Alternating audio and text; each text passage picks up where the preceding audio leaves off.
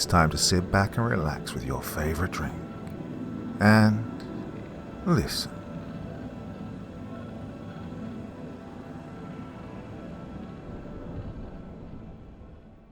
The Eternity Engine by Alice Thompson. Susan rested her head against the cool glass of the train window. The sensation of the glass against her forehead, initially uncomfortable, and yet then oddly soothing. Her eyes were shut tight. There was little going past except more of the same. Looking out across the forest was pleasant enough at first, but soon became repetitive. She didn't need to open her eyes to know that all she would see out the window was more of the same. A vast expanse of greens and browns, with perhaps the occasional faint orange or yellow thrown in the mix. There was little in the way of development to be found until she reached her destination. The tour guide she'd spoken to a few days earlier had in fact claimed that much of this land was protected. Building anything out here was expensive at best and impossible at worst. Not that she minded that. It was nice to think there were still a few places like that, where people couldn't just burn, bulldoze, or otherwise demolish everything in their path just to put up supermarkets, housing estates, or malls. Yeah, it was nice to think that there were some things that might last forever. That said, the splendor of nature quickly became the tedium of nature when it was all you'd seen for the past hour. The pounding headache she was currently suffering from didn't improve her mood either. She was bitterly regretting letting her friend Amanda talk her into going out with her the night before. As enjoyable as it had been to take a break from her research to actually enjoy the company of human beings who hadn't been dead for a few hundred years, well, the aftermath was not pretty. Hangover and motion sickness were a less than ideal combination. The voice that issued from speakers somewhere within the train compartment let her know that they'd soon be arriving at Havenfield. Reluctantly opening her eyes, she went through the contents of her bag. Her phone and tablet were still nestled snugly within it, and she decided to flip through her papers. They were a jumbled mishmash, some of them handwritten while others were neatly typed out and had been printed off at one of the various libraries she'd stopped off at when she'd gotten the chance. She'd wanted to save herself time later by typing up and spell-checking and proofreading as she went, whenever she got the chance to do so. But at some point in the process, she'd lost track and now had the sinking feeling she'd have to go back and retype the whole thing when she was done. Upon the first page was the title, In Search of Sebastian Stanfield, the Forgotten Da Vinci. Getting off the train as it pulled into the station, she took a deep breath. The air really did feel cleaner out here. Oh, she'd always thought it was just something vegans, hippies, and white people who thought it was a good idea to put their hair into dreadlocks said, to sound wise and connected to Mother Nature. But it really was better than in the city, in that respect at least. Complete lack of signal on her phone and the knowledge that she'd have to get back on the train and travel about 80 miles to get to a decent cocktail was less welcome. She stretched out, trying to work out the kinks in her back and banish the pins and needles in her legs and feet. Sitting on the cramped train for nearly 3 hours had left her feeling like she'd been sleeping in a box. She looked up and down the platform. Only one other person appeared to have gotten off the train with her. Stood about 20 or 30 feet away was another woman. A strikingly beautiful woman, in fact. Her hair was raven black and reached just below her shoulders. It looked silky and glossy, like the impossibly perfect hair people on television commercials boasted could be achieved by simply using the shampoo and conditioner they were selling you. Susan felt a little twinge of jealousy to accompany the attraction she was currently experiencing, as she thought of her own hair, a scruffy, matted mess that she was sure probably looked like a bird's nest to the stranger. The woman had dark glasses over her eyes, and when you combine that with the dark suit and black leather duster she wore, it gave a very striking visual. Susan idly wondered who she was. She looked wealthy and impossibly well turned out. She could have been a model or a film star. The woman glanced down the platform at Susan and gave her a little smile. Then she turned and walked away, eventually vanishing from view up the stairs. As she made her own way toward the exit, Susan amused herself coming up with improbable stories for who the woman could be and why she was here. A glamorous spy, here on a secret mission perhaps. The kind who always had a clever quip prepared for when they dispatched the henchmen of their nemesis, and who never ordered their martinis stirred.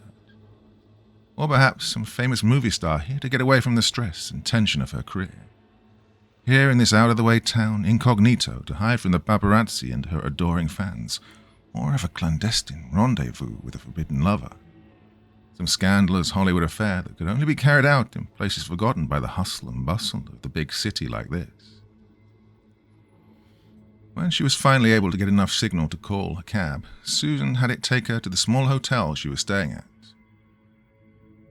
The sign had once declared the building to be the Lakeview Hotel, but now it read the though you could see the imprint where the letters had once been. When she brought it up to the man at the check-in desk, he just grunted, puffing on the cigarette he was smoking in cheerful disobedience of the "thank you for not smoking" sign. Kids, what can you do? We used to replace the letters, but they just steal them again a week later. Like Sisyphus pushing that boulder, Susan replied, trying to make conversation. Syphilis? What's syphilis got to do with it? The man asked. And Susan decided to give up trying to make conversation, and instead just asked for her room key. The room was small and, despite the hotel's name, did not provide her with a lake view. It did give her a full view of the street below, so she supposed if she ever got the urge to stare at a Chinese restaurant or a furniture warehouse which had signs informing anyone who was curious that it was going out of business, everything must go, then she would be well served. Still, it wasn't as if she'd booked the place for a luxurious getaway. She doubted she'd use the room for much besides sleeping and sometimes eating. As she looked out of the window, something caught her eye. Walking down the street was a woman with dark hair and a dark black duster. She wondered idly if it was the woman from the platform. A sleek black car that looked like it cost more money than most people in this town would have seen outside of films came to a halt where the woman stood, and a man dressed in a somewhat comically old-fashioned chauffeur's uniform exited, opened a passenger door for the woman, and then got back in behind the wheel, the car gliding out of view. Susan found herself pondering whether that had indeed been the same woman from the train station, and if her fantastical speculation had actually been near to the truth. Perhaps she really was someone famous, out here filming a movie perhaps. There was certainly no shortage of locations in the town that might be ideal to film a horror movie in. The drive through the town had revealed numerous old and dilapidated buildings. Some looked modern, if shabby, while others looked as if they could have been transported through time from the 1800s to the present day. It was easy to imagine Dracula lurching from the darkened doorways, or some mad scientist with a hunchbacked assistant lurking within the candlelit halls of the ancient and abandoned husks that had once been people's homes, committing unspeakable acts in the name of some mad whim. She was sure that it was incredibly tacky of her to be looking at a place that was home to so many people and making up lurid fantasies about it. She'd hardly enjoy it if people came and gawked at her home, pointed and laughed at things they found ridiculous about her hometown. Still, it was hard not to have such thoughts when some of the houses and abandoned buildings she glanced at out of the taxicab window looked like the kind of place Bela Lugosi or Christopher Lee might call home in one of their more macabre roles. After a change of clothes and a chocolate bar that would have to serve as lunch, she headed out to meet the cab she'd called, and before long was on her way to the place she'd actually come here to see, the Stanfield House. Or as the little sign outside her referred to it, the historic Stanfield House. The merit of that claim was extremely dubious. So far in her research into Sebastian Stanfield, she discovered all of 3 books about the man, one of them self-published and replete with spelling errors. It did speak well of his pedigree as a historical figure that there were more books out there about William Henry Harrison than him. There was no one else there when she walked through the front door and up to a ticket desk with a sign helpfully suggesting, "Pay what you think is fair," with a little smiley face beside it. There was no one at the ticket desk, which suggested to her that whatever they'd been getting paid as a wage hadn't seemed very fair to them. There was also a small and somewhat amateurish-looking black and white leaflet that looked like it had just been printed out and folded. Upon it were the words, "Sebastian Stanfield, the American Da Vinci," and the similarity to her paper's title made her wince. Still, she doubted that the people who owned this museum would ever see her paper, much less accuse her of plagiarizing them. And looking around the dusty front desk, she had a strong suspicion no one who owned this place could afford to sue. The museum closes in 20 minutes, ma'am, a voice called out to her. Turning, she saw a blonde woman in a powder blue suit walking towards her. Her face was heavily made up and her eyes had a kind of manic friendliness to them that told her this was probably a tour guide. She had the look of someone who had constantly to be cheerful as a profession. Oh, that awful false happiness found on the faces of stewards, waiters, and summer camp counselors the world over. Susan Tanaka? I spoke with someone here on the phone a day ago, Susan said. The woman's fake grin relaxed somewhat and was replaced by a more genuine smile as she nodded and walked over to Susan, extending a hand with bright pink nails. Susan idly had the thought, its obscure historical figure tour guide Barbie, passed through her head and tried hard not to snicker. She then felt a little guilty for such a mean-spirited thought and tried hard not to look guilty. She dreaded to think what the ultimate expression this sudden clash of emotions produced was, but it can't have been too awful. That or the woman was just good at not showing her discomfort. Oh, of course. Yes, that was me. I'm Anne, the curator. Well, curator/tour guide, / everything else. I'm actually the only person who works here, Anne said, looking a little sheepish as she did so. Susan instantly took a liking to her with this little burst of embarrassing honesty. The fact she was extremely pretty, even with the fake nails and bleached blonde hair, didn't hurt either. She shook her hand warmly and motioned around the room the two of them currently stood in. Slow season? She asked. Actually, this year's been our busiest, though that's not really saying much. Well, at least I won't have to fight my way through the crowds to look around here, Susan said. Anne laughed softly and motioned for Susan to follow her further into the building.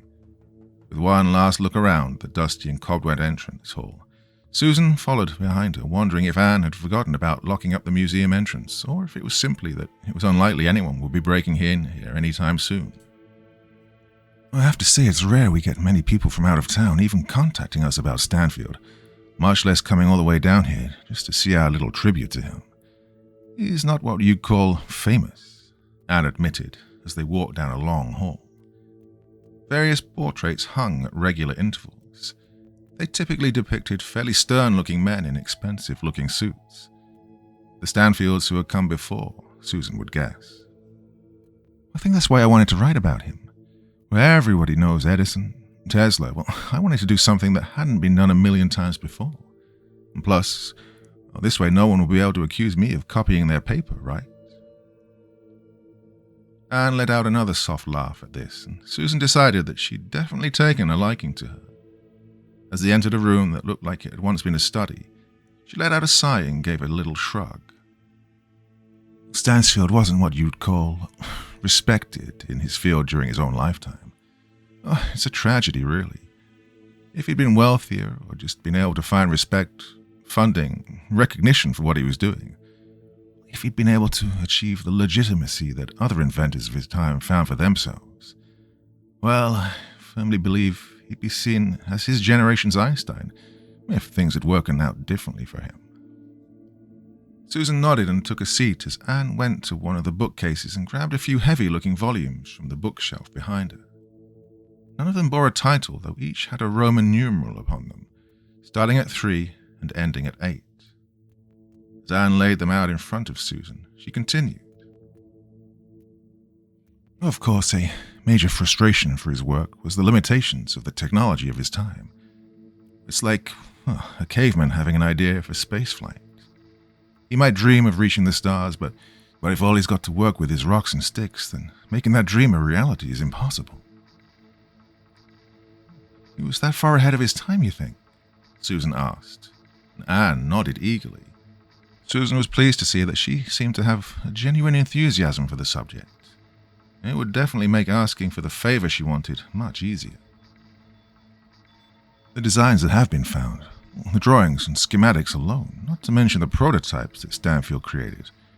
If things had worked out differently, We might have put a man on the moon in the 1860s, not the 1960s.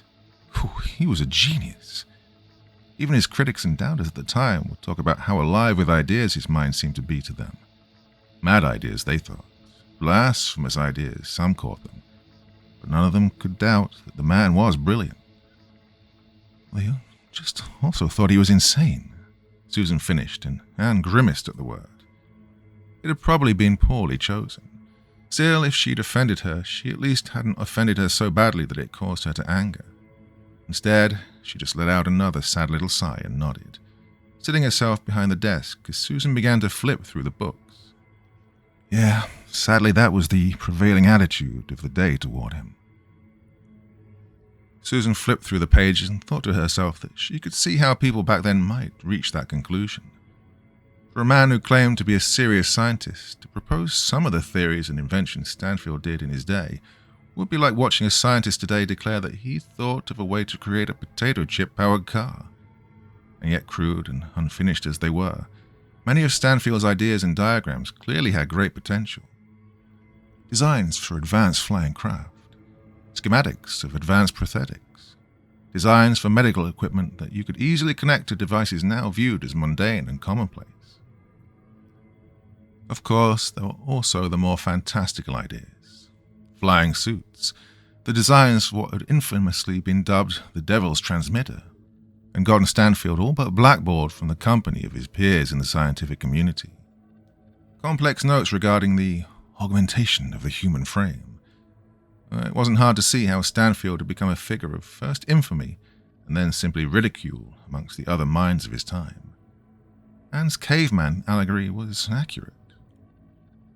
Well, hopefully I can help change some minds about him. Although, Susan began and then trailed off. Anne leaned forward and prompted her to continue. Well, this stuff is great, but I was hoping to see some of the latest stuff he worked on, Susan said. Anne hesitated at that. A look crossed her face that made it clear that she wasn't at all certain that this was a good idea. Susan wondered if others had come here asking for the same, or if perhaps it was simply that the subject matter in question was what made Anne so hesitant. The latter seemed more likely. Susan had a hard time believing that many people even knew about the work Stanfield had done after coming back to this house, where he and his daughter had spent the last days of their lives. It certainly wasn't the kind of thing that most legitimate biographers gave any serious thought to. We have a great deal more material in the public areas of the museum, you know. And there are some more volumes here I can show you, Anne said, and Susan nodded. And I would love to see them, she said earnestly, but I was hoping to start with some of the things that weren't on public display. Anne bit her lip fretfully and fidgeted, acting on a hunch that she'd picked up on a certain vibe from Anne that told her that her initial physical attraction to her was not exactly one-sided. Susan leaned forward across the desk. The physical closeness made Anne's cheeks flush a little, and Susan gave her a playful wink. Oh, it would be a big help, she said. Well, I suppose it wouldn't hurt. You'll have to be very careful. Much of the private material is extremely old and delicate. It needs to be handled with care, Anne said. Susan beamed widely at her. Trust me, I know how to be gentle. Anne led her down a set of steps and then another. They came to a large door in somewhat poor repair that clearly wasn't part of the usual tour route that Anne took people through the museum. Producing a rusty key from one of her pockets, Anne gave the door a few hard shoves and it eventually creaked open. Swinging slowly and somewhat resentfully inwards, Susan mused that if the rest of the town had already given off a Hammer horror vibe, then this certainly took it up a notch. The creak was so loud it was almost too perfect. Part of her wondered if there was a sound effect cassette set up somewhere within the basement. This was all part of the tour after all. She could imagine it being a hit at Halloween. Anne taking a group of spooked tourists down the old stone steps into this drafty old basement. The room beyond was lit by flickering lights. There were dozens of shelves, some holding books, others holding various strange-looking objects. On one of the walls was a portrait of Stanfield himself. A dark-haired woman in a black dress stood beside him, who Susan imagined must be his daughter.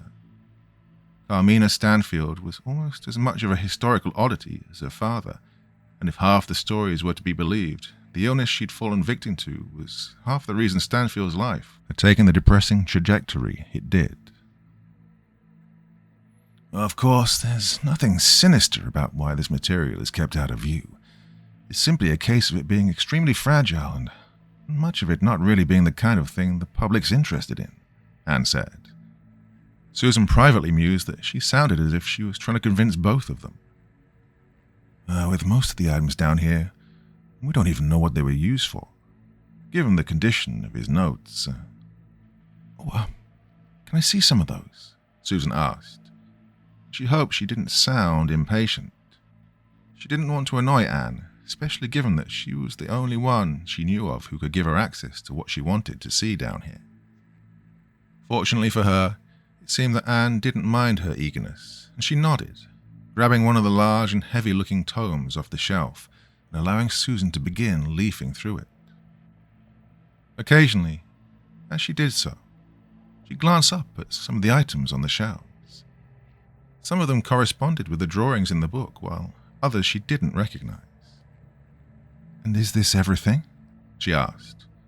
Anne shook her head. Some of it was sold off to a private collector a few years back. We were having financial difficulties.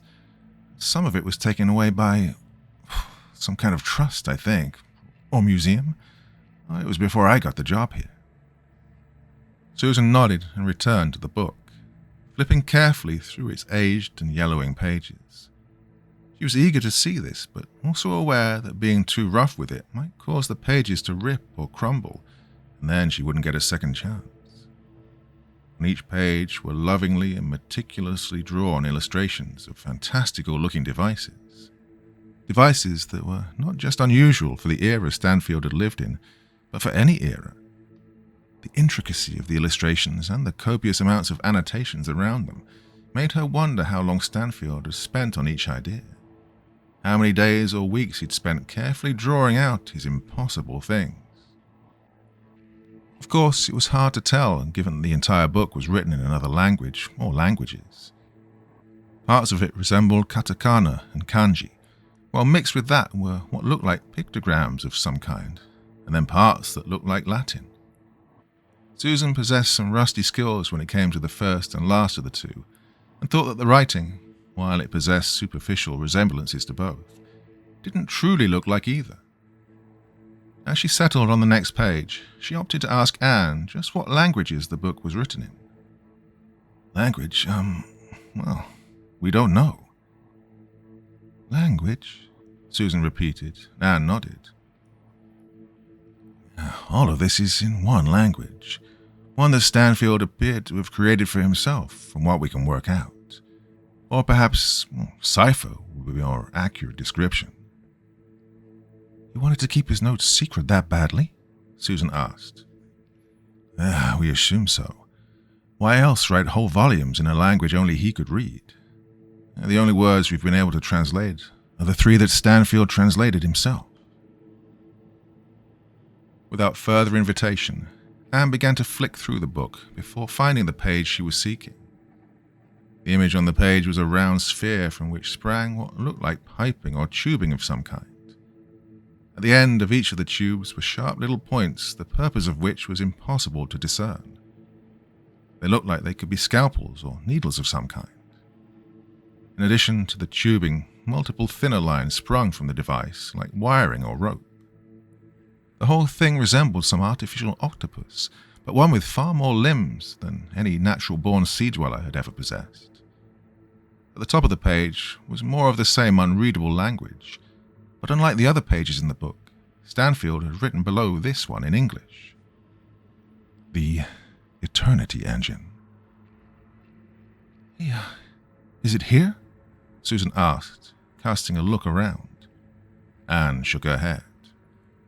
Nor has it ever been. It wasn't one of the items sold off or donated.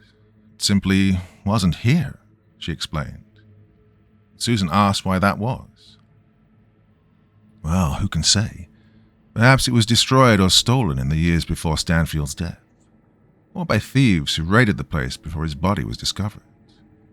Or it might be that he never got around to actually building it. Many of the items in these books were purely theoretical. The ones that Stanfield did build never actually worked, of course, or rather the ones he did definitely didn't do what they were supposed to do. Susan nodded. That certainly checked out with what she'd read about this stage of Stanfield's life. One of the books she'd read about him, which spoke of him more as an oddity and a crackpot than a genuine inventor, had spoken at great length about the useless impossibilities he'd spent so many years of his life inventing. It had postulated somewhat cruelly that his daughter, wasting away from an unknown and quite incurable disease, had snapped the mind of the man who was never all that together in the first place, and that the end result was him escaping into fantasy to cope. Susan took one last look at the devices that were on the shelves. Her eyes lingered on what looked like it might have been intended as some kind of surgical tool. It resembled a golden hand with each finger ending in what looked like a hypodermic needle. Oh, she winced at it. It surely had an innocent explanation for its use, but it was hard not to picture it being something Robert Englund might wear while slicing and dicing his way through a cast of screaming teenagers. Do you, believe what people said about how he lost his mind? Susan asked. It was perhaps a tad too blunt and straight to the point, but Anne didn't seem to mind. Perhaps she'd heard the same question asked many times. It was likely at least a few of the people who visited the Stanfield House knew of its darker history. Do I think that his daughter's death damaged him in some way? Yes, I think so. I think it's hard to imagine that kind of grief, that kind of loss not having some negative effect on anyone. Do I think it turned him into some mad butcher who was Jack the Rippering his way through the townsfolk? No, not for a second, Anne said. The deaths had all occurred perhaps less than a year after the death of Stanfield's daughter. He'd shut himself away and gone from being the town laughingstock to the town recluse. Few people even remembered he lived there at all. Well, they saw him so rarely. Right up until the murders had begun, that is. Bodies found lacerated with strange and ghoulish marks, some looking as if they'd been ripped open, their flesh plucked apart like the carcass of a Thanksgiving turkey. All of them drained of blood, and some displaying grotesque damage done to the internal organs. It had been the single most gruesome crime to ever occur in the town, one that had yet to be matched in infamy or ferocity. And as the police tried and failed to find a suspect, the local talk turned to the mad doctor who lived so far out of town. Before you could say the words lynch mob, a group of angry townsfolk had stormed Stanfield's house and broken in, only to find that someone had beaten them to it. Stanfield was dead, his throat a bloody mess. He left no suicide note, and despite no obvious signs of forced entry beyond the one that the mob had just committed themselves, it was eventually ruled a homicide. Stanfield was officially recorded as another victim of the killer plaguing the town, though that didn't stop people from suspecting him still, particularly as the murders stopped after his body was discovered. Susan shivered a little. She really didn't want to dwell on such things. It was hard not to, however, given where she currently was. She asked Anne if she could come back tomorrow to take some pictures, assuring her that there'd be no flash photography that might risk damaging the items contained in the museum or its basement. She got Anne's consent to do so. After a friendly goodbye, after which Anne generously offered to call her a taxi, Susan stepped out into the cool evening and began to make her way toward the waiting car. It was as she did that her eye was drawn toward another car altogether.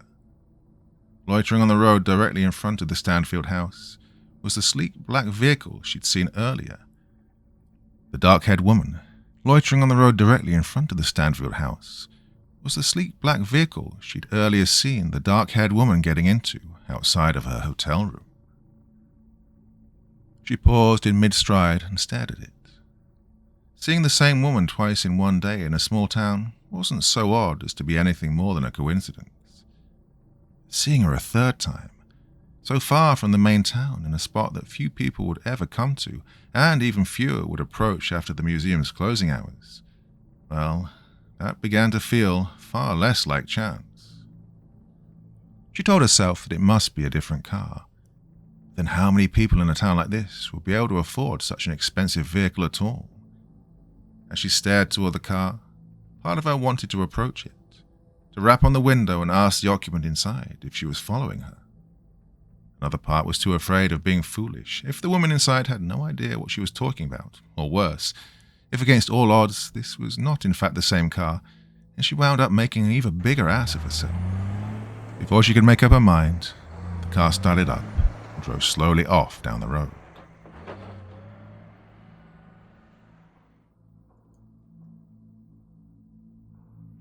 Part 2.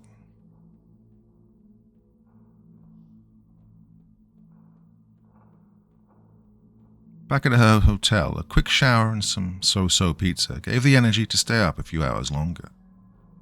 She scribbled out another page or two of notes on what she'd seen today, along with a few quick bullet points to remind her what she wanted to write tomorrow, when she felt more awake and alert. Even with food in her belly, the long train ride was catching up to her, and her body was craving sleep. She found herself musing about what Anne had said. Why Stanfield? He was, in the grand scheme of things, a nobody. His work had been ignored when it worked and mocked when it didn't. But perhaps that was what irked her. He'd died, and now all that he was remembered for were a few lurid rumors that painted him as some kind of organ-stealing ghoul. And few even had heard those.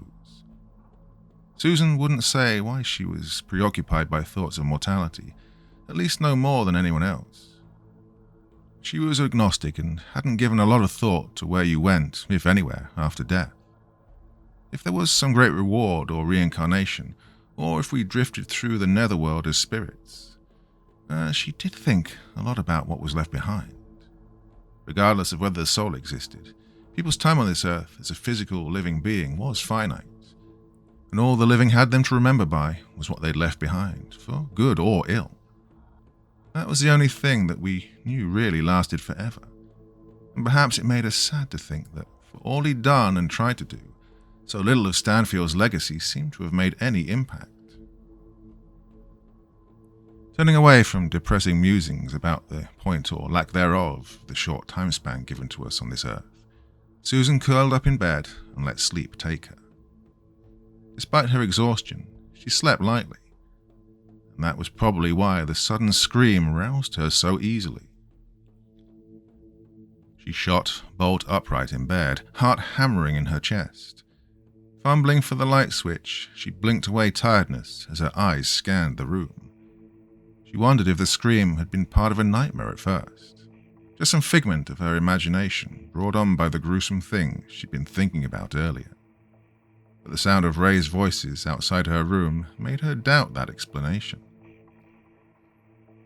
Pulling on a robe and opening her door just a crack, she peered out into the hall to see maybe 3 or 4 people clustered around the open door of a room down the hall from hers.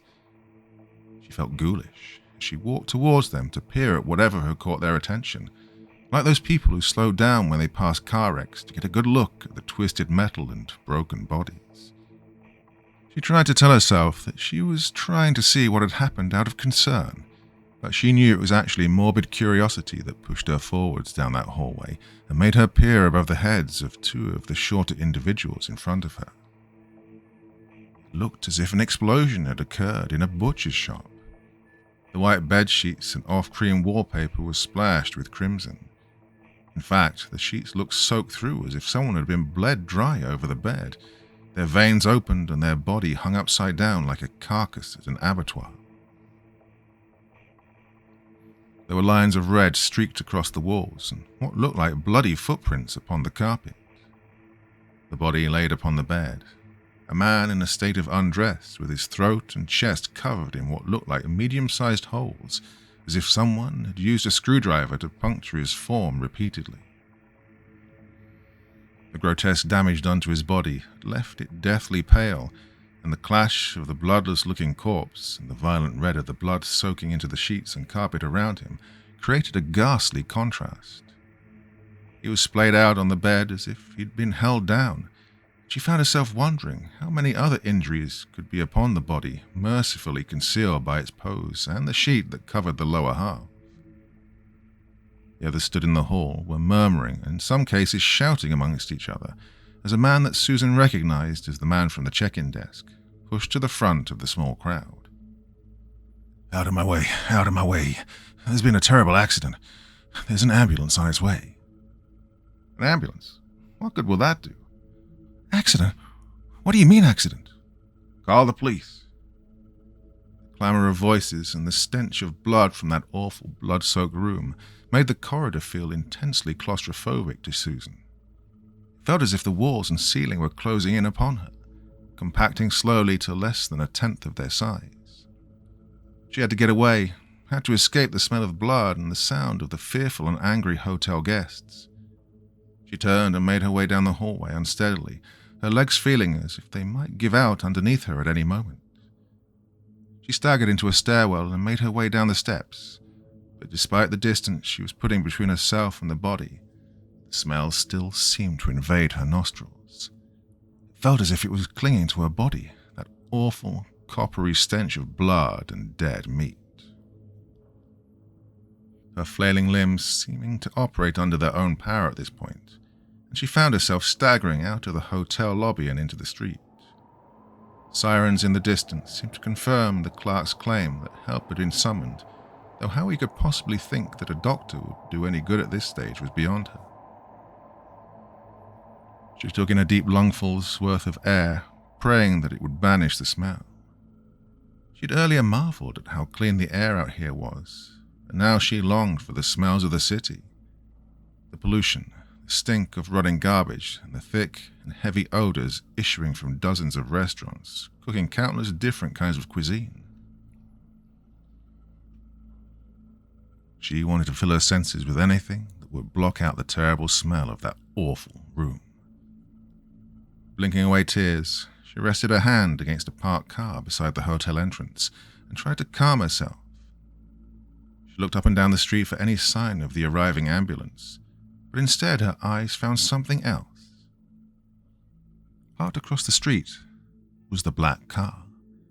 Stood beside it was the woman in the dark suit and the dark leather duster. This time there was no mistaking her. Her china-white features and the dark glasses she still wore, despite the lateness of the hour, were instantly recognizable. She'd also donned black leather gloves and was stood staring up at the moonless night sky, posed as if she was standing for a photograph to be taken. As Susan stared at her, she turned her head slightly and looked directly at her. She gave her a small smile and then got into the black car.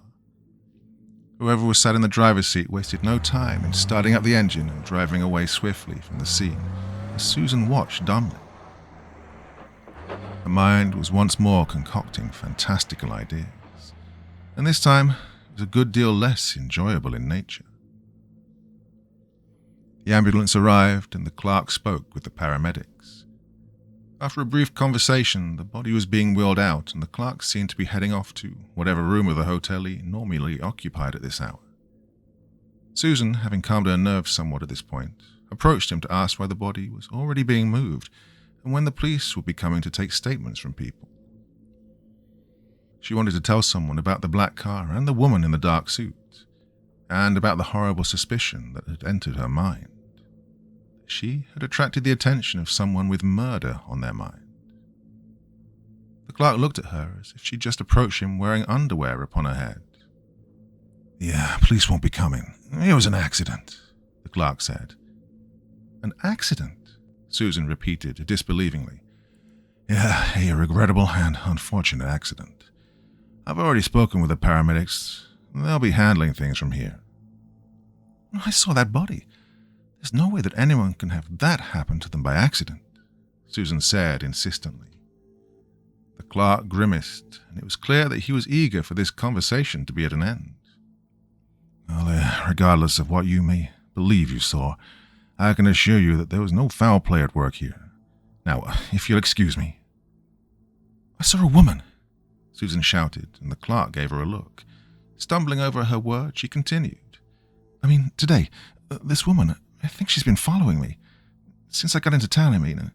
She was here tonight, and when this happened, I saw her outside the hotel and...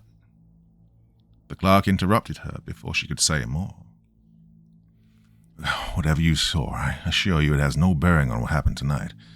If you wish to waste the police time with that, then, of course, it's entirely your business. But the matter has been settled, and tragic while it may be, the death tonight was not down to the actions of any other person here. Bidding her good night in a way that carried the same energy as if he'd told her to go fuck herself, the clerk walked away, leaving Susan to wonder whether she'd awoken into a world that had lost all reason and common sense. The clerk seemed to not care that a murder had happened at this hotel. In fact, he seemed determined to pretend that everything was perfectly ordinary. Not 2 hours ago, a man had been lying dead in a room in this hotel, the body torn at and drilled full of gaping holes, and he was trying to claim it was an accident. Unless there had been a bed of nails in the room that the guest had tripped and fallen upon, the idea of this death being an accident was a patent impossibility. And so it was that Susan resolved to go to the police as soon as it was morning. She doubted she could get any more sleep tonight, but also knew that getting a ride to the station at this hour was unlikely. While sleep would be impossible, a glass of wine or two to try and stop her hands from shaking seemed like a good idea. She managed not even a half-hour's sleep that night, and found herself checking the door and the windows every few minutes, as if expecting some blade-wielding monstrosity to burst into the room and tear her apart. However, apart from some raised voices from the room next door, she didn't hear or see anything else that night. Not that this calmed her. If anything, it just made her anxiety even worse. By the time the first rays of the morning sun began to shine through her window, she was a nervous wreck, and she'd finished both bottles of wine in the minibar fridge. It didn't take her long to make her way to the local police station, but she found herself waiting longer than she would have expected to actually speak to anyone. When she was finally escorted into a small office, it had been nearly 40 minutes since she'd arrived. She had a hard time believing that a small-town police force like this had that much taking up their time, and wondered if this was a case of the town's cops not having much interest in making outsiders feel welcome, or perhaps just outsiders who looked like her. Still, if that was the case, the man who sat behind the old oak desk that dominated most of the cramped office didn't do anything to show it outwardly. Instead, he just motioned for her to take a seat. He looked like he'd gotten even less sleep than she had, and the weary look on his face was matched by his tone of voice, as he asked her how he could help in a way that suggested he was praying that whatever she wanted wouldn't require anything approaching effort. Susan did her best to explain things as coherently and succinctly as she could. She'd spent most of the previous night and the cab ride over thinking about how to explain her suspicions without sounding like a crazy person at worst or just a paranoid person at best. The man behind the desk, who according to the nameplate on his desk was named Andrews, nodded and made little noises at times before leaning back and letting out a loud sigh. He drummed his fingers upon the desk before opening his eyes and leaning forwards to give her a less than friendly look.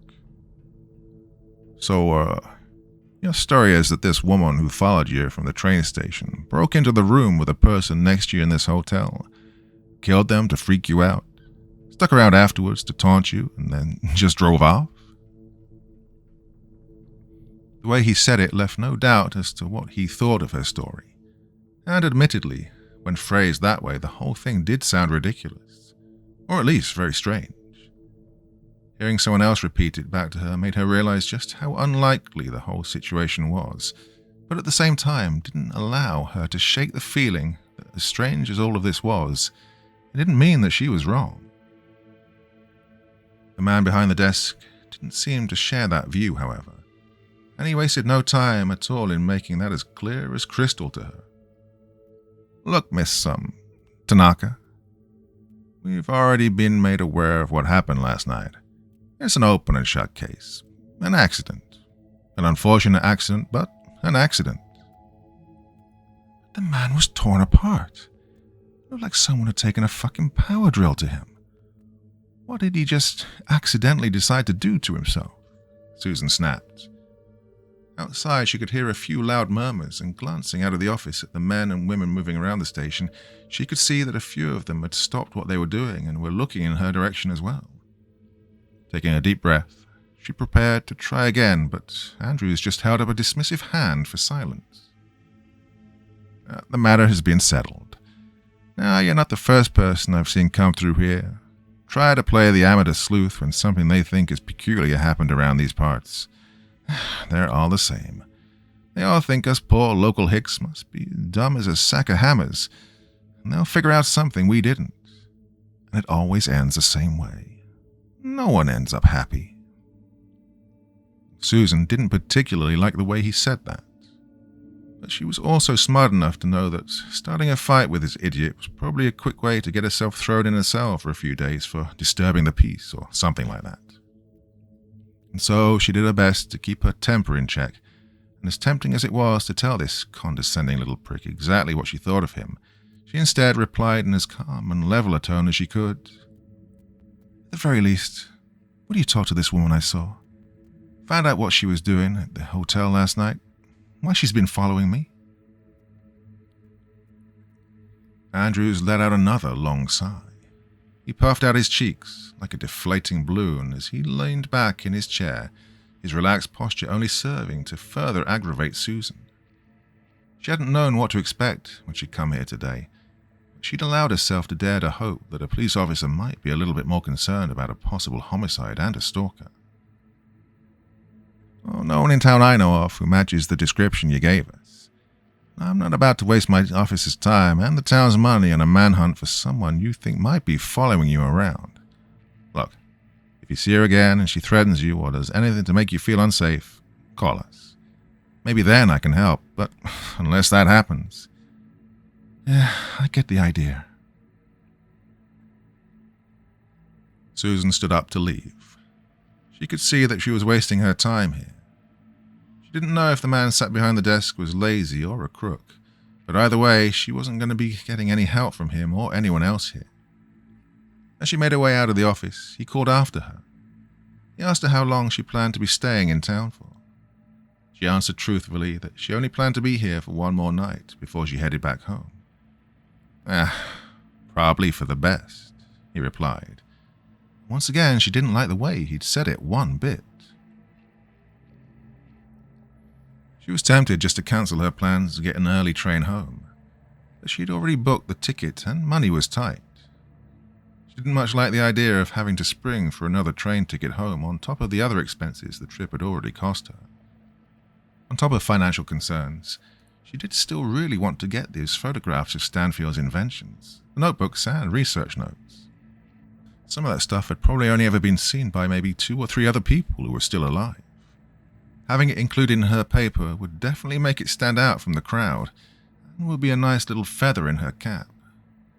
She also wouldn't mind seeing Anne again and saying a proper goodbye after how friendly and helpful the woman had been. And, she told herself, it wasn't as if she knew she was in danger. She tried to convince herself that perhaps she really was making too much of all this. The eerie reappearance of the woman in black. The horrific scene in the room near hers. Perhaps she was seeing danger to herself where there was none. Maybe the woman and her constantly crossing paths yesterday had been just some strange coincidence. Maybe the scene in the hotel room hadn't been what she thought it was. The cops, the paramedics, the hotel clerk, they all insisted it was an accident. Either dozens of people in the town were all in on some labyrinth conspiracy to conceal the nature of one random man's death, or else perhaps the sight of the blood and the lateness of the hour had made her shocked mind see the scene differently than it actually was. Perhaps it really had been an accident. What was more likely? That all these random people were willing to cover up a murder, or that she was wrong? Occam's razor told her that the latter had to be the answer.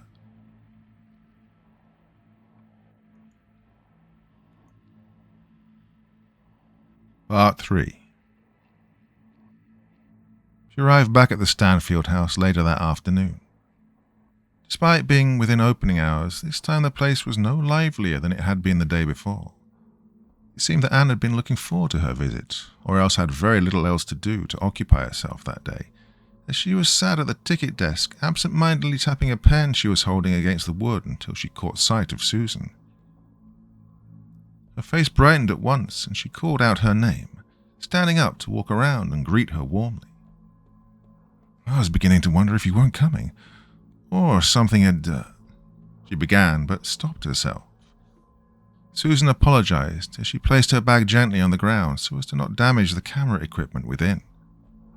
She elected not to go into the gory details of what had made her late, as she doubted that Anne wanted to hear all about that.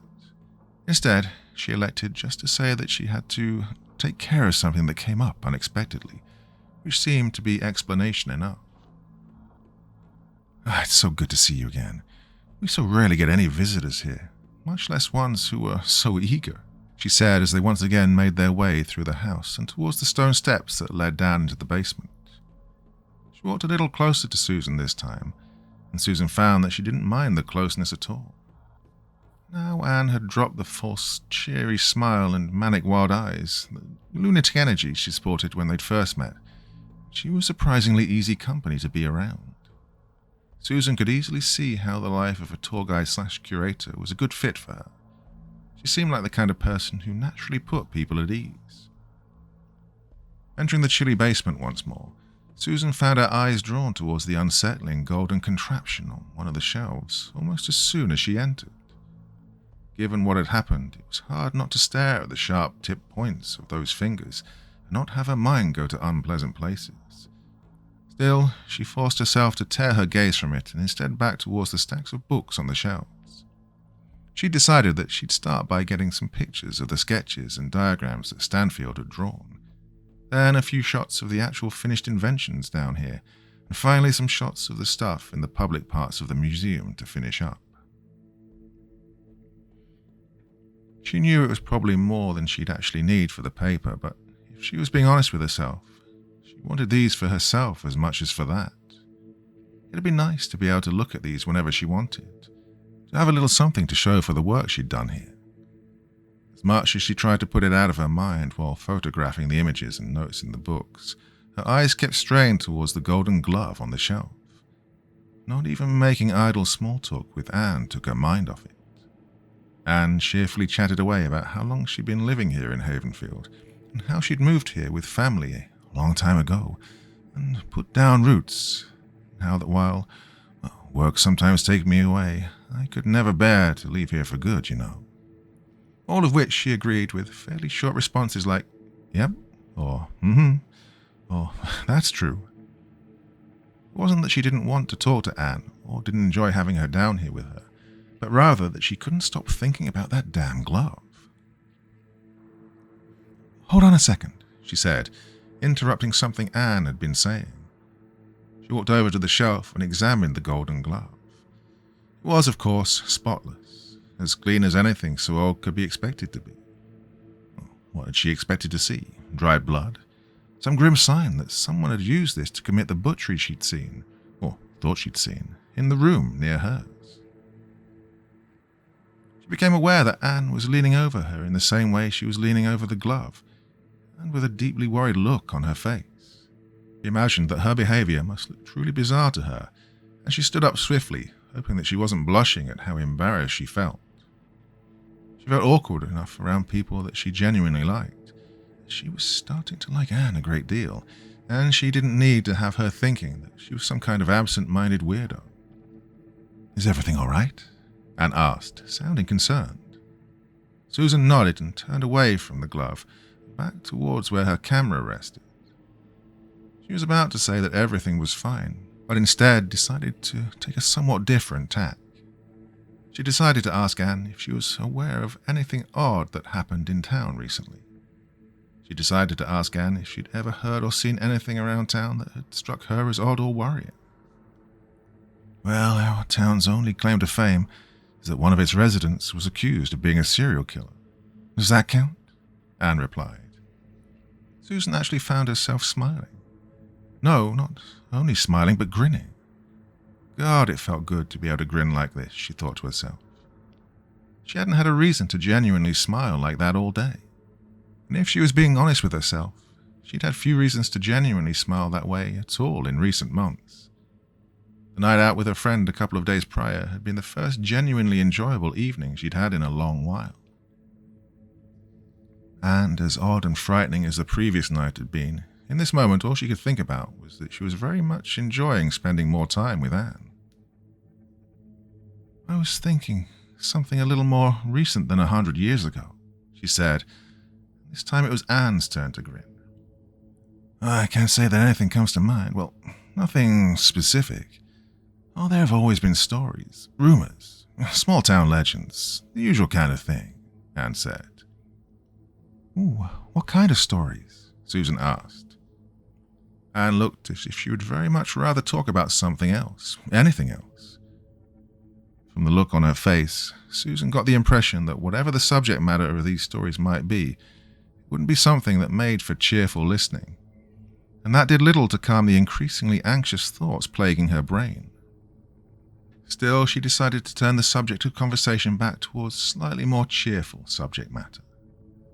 As she finished taking the rest of the photographs, she and Anne spoke a little more about Stanfield. Instantly, Anne's mood seemed to pick up, as the familiar energy and passion returned to her voice. She spoke almost reverently about the work Stanfield had done here in this very house, and how lucky the town was to have had a bona fide genius living amongst them, not that they appreciated him. She said this, and with that last statement, her tone briefly became bitter and almost angry. However, it was only for a moment. She would eagerly point out particular inventions or gush cheerfully about the artistry of the designs on the pages. She seemed as enraptured by the designs themselves as she was fascinated by their possible purpose. "Oh, he could have been an artist, I think. He painted that himself," she said, pointing towards the portrait that hung on one of the walls. "Oh, I didn't realize," Susan said, looking for an artist's signature on the portrait. Anne said that it had been mentioned in one of his journals that he kept after moving into the house to care for his ailing daughter and work on his projects in private. Susan assumed that it must have been one of the ones that had been written in English instead of the strange made-up language that he had created to keep his research notes safely confidential. She found herself wondering more and more about that. Why had he so fiercely guarded his secrets? After all, at the time he'd come here to live in Havenfield, he'd lost all respect and standing in the scientific community. Whatever little amount of regard his fellows had ever held for him had vanished. He was seen as a lunatic and a dreamer. There was little chance of anyone seeking to steal one of his ideas for themselves. In fact, there was no chance as far as Susan could see. It would be like Thomas Edison breaking into a lunatic asylum to copy down the scribblings of one of the patients that had been left on the walls. Unless she supposed he was convinced that there was something dangerous about these inventions, something that could be misused, something that could harm people. Unless he was worried about what could be done with what he'd left behind. Well, if that had been his goal, he'd succeeded. Probably the only other person alive who would have been able to read those journals would have been his daughter, Carmina. With the Stanfield family gone, the Stanfield legacy amounted to this museum and the items gathering dust on its shelves. Can I ask a question?" "Go ahead," Anne replied. "Why work here? In the museum, I mean, not the town.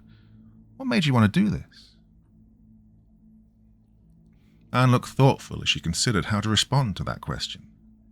She paced around the room, and for a few moments her demeanor, her pose, or everything about how she held herself changed. Something about it seemed odd to Susan for a moment, but the moment passed just as quickly. Anne stood in front of the portrait of Stanfield and Carmina with her back to Susan, and seemed to be staring at it very intently. When she at last replied, her voice was tinged with a surprising sadness. "I suppose I'm like you with your paper. Neither of us can bear to think of Stanfield's accomplishments, all that hard work and effort he put into his work to try and help people in the world, just being forgotten." Her answer was so similar to what she'd been thinking the previous night that Susan's immediate response was, "You haven't been reading my notes, have you?" Well, this flippant remark seemed to cheer Anne up, as when she turned around she was smiling. There was still a sadness about it, though. Susan wondered how many hours she'd spent here in this house, all by herself. The only person working at a museum few people wanted to visit or care about. The lone curator of an obscure piece of history, working to try and keep it from being forgotten altogether. She imagined it must be an incredibly lonely sort of job. In fact, she found herself wondering if she'd been the first person to come here in who knew how many days or weeks. She wondered how much of Anne's cheerfulness was brought about just by having another person to talk to at last. "Just a vibe I got off of you the other day," Anne replied. She took a few steps closer. "One of the vibes I got off of you." She seemed to hesitate for a few moments before speaking. "Look, do you have to head back to New York today?" "I'm here for one more night," Susan replied. Anne nodded and fell back into silence briefly before speaking up again. "I don't suppose you'd like to go to dinner? Tonight, maybe?"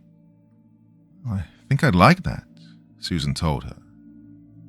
As the two made their way back up the stairs, she heard Anne let out a little noise and turned in time to see that her foot had slipped on one of the stairs. With a quickness that she wouldn't have thought she possessed, Susan grabbed hold of her and pulled her back towards her. "My hero," Anne said with a little smirk. Susan grinned bashfully and was so caught up in the moment and the pleasant feeling of Anne's body now closer to hers that it took her brain a moment to register something. When it did, though, it provoked a surprised response. "Geez, your hands are like ice," Susan said.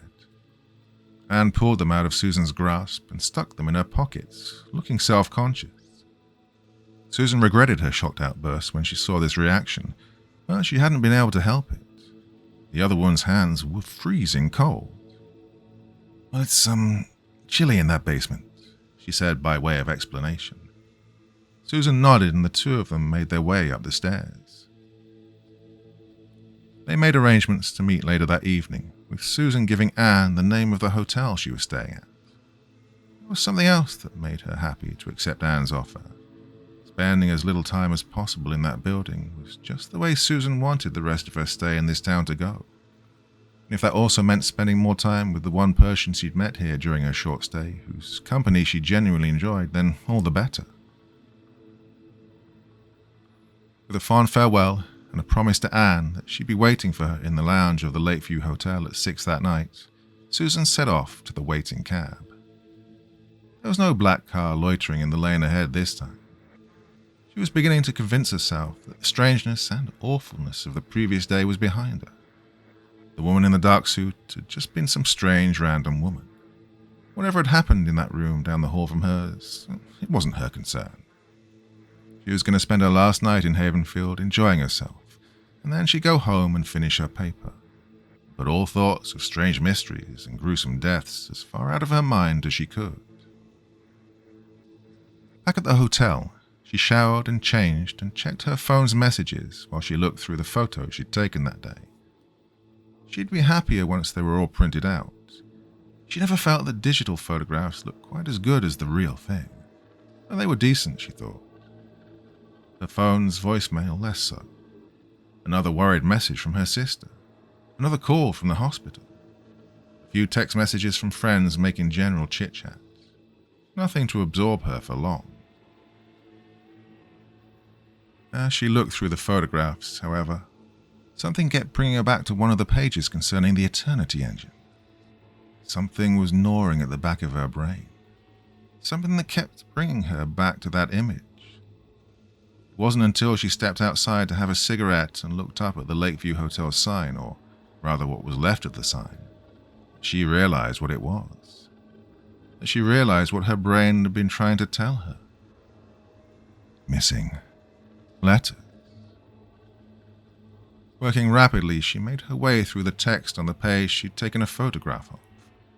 Using the fact that she knew what 8 letters of this made-up language or code or whatever it was meant, she used the zoom function on the photos to identify as many occurrences of them in the text regarding the Eternity Engine at the top of the page. What she was left with resembled a game of hangman or a crossword puzzle. She began doodling guesses as to what letters might fit.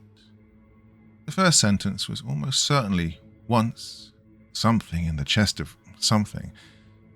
The Eternity engine is designed to reverse the something of the something by re-engineering the something of the something. Well, it wasn't a lot to go on, but it was a start. And she thought to herself, a start that she could build on. Imagine, she thought, if she wound up being the first person to crack the code Stanfield had written these notes in. If she was the first person in 100 years to be able to decipher exactly what he'd been working on.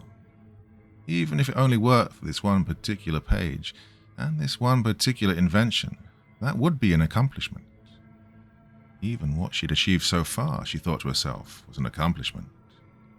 She was the first living person in a century to look at these notes and understand even a small part of them. Feeling rather proud of herself, she put the notes back in her bag with a satisfied grin. The woman who cracked the Stanfield code had a nice ring to it. Definitely something to leave behind. Maybe even something that people would remember. She went down to the hotel bar to wait for Anne to arrive.